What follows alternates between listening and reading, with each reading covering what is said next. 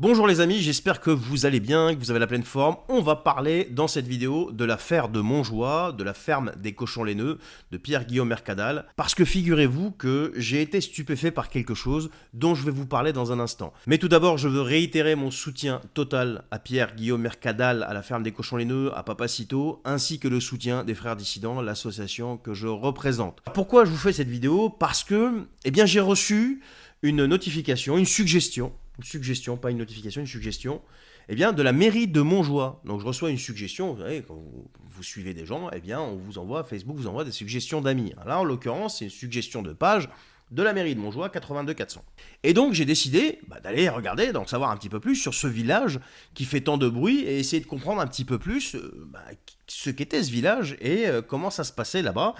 Et d'autant plus que j'étais sur un Facebook d'une commune normalement, et pas un Facebook personnel. Mais là, ma grande surprise, je découvre tout un tas de choses et je vais vous en parler dans une seconde. Premièrement, je découvre un Facebook qui parle quasiment que de la ferme des cochons laineux.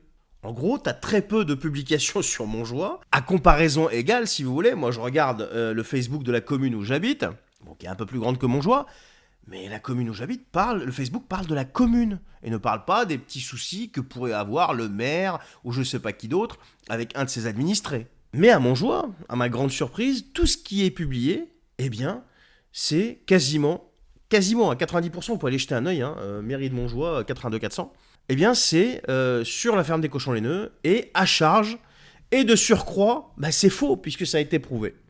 Ensuite, je découvre quoi? Je découvre des publications qui sont quasiment qu'à la gloire de Monsieur Orgal. Monsieur Orgal nous parle de sa Légion d'honneur, Monsieur Orgal nous parle de ses peintures, etc., etc. On a l'impression que ce monsieur est vraiment le seigneur sur place, tu sais.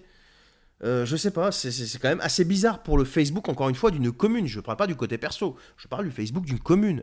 Et deuxièmement, quand on creuse un peu plus, on va regarder bien sûr les commentaires. Et là, on trouve quoi? On trouve des publications où il y a un certain nombre de commentaires affichés. Mais quand on va chercher, lire un petit peu ces commentaires, pour savoir de quoi ça parle, on regarde dans le détail, pour voir le contenu, ce qui est normal, là on s'aperçoit de quoi?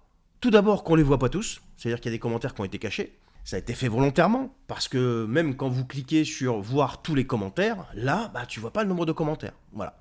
Bien sûr, il y a des gens qui pourraient avoir un Facebook privé, et qui veulent pas qu'on voit leurs commentaires, mais vous allez voir pourquoi ça tient pas. Mais ça pourrait vouloir dire aussi que les commentaires qui sont masqués, sont uniquement des commentaires qui vont dans le sens de Pierre-Guillaume Mercadal, donc en soutien à Pierre-Guillaume Mercadal, et donc contre tout le reste. Mais il n'y a pas que les commentaires. Quand vous regardez sous chaque publication quasiment le nombre de likes, sur le nombre de likes, vous avez une espèce de tête de, vous savez, l'emoji là qui se moque, qui sont sur quasiment chaque publication, ce sont quasiment que des emojis moqueurs.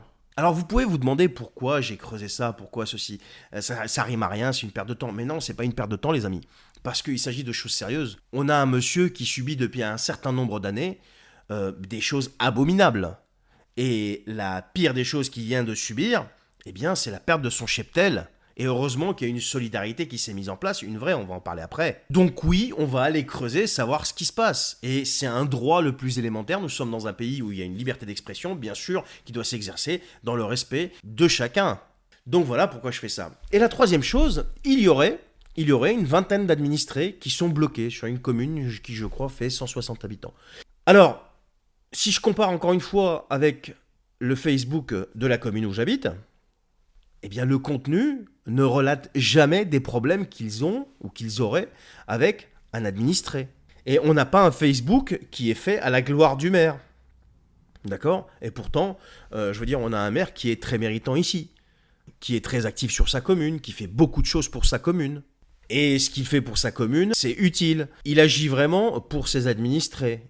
Et encore une fois, il le fait de manière utile. Il ne dépense pas des millions, si vous voulez, comme dans certains villages où il y a à peine 160 habitants, et on déverse des millions pour refaire une salle des fêtes, ou pour construire une salle des fêtes, ou que sais-je, qui sont sans aucune utilité, alors qu'il y a déjà a priori une salle des fêtes. Je prends par exemple le cas de Montjoie, où il semblerait que la mairie ait rénové pas mal de choses, mais en même temps elle a été incapable de faire juste un tout petit effort qui est nécessaire et vital pour consolider, goudronner un chemin pour permettre à un éleveur, juste ça, d'user de son droit le plus élémentaire, travailler dignement et vivre dignement de son travail.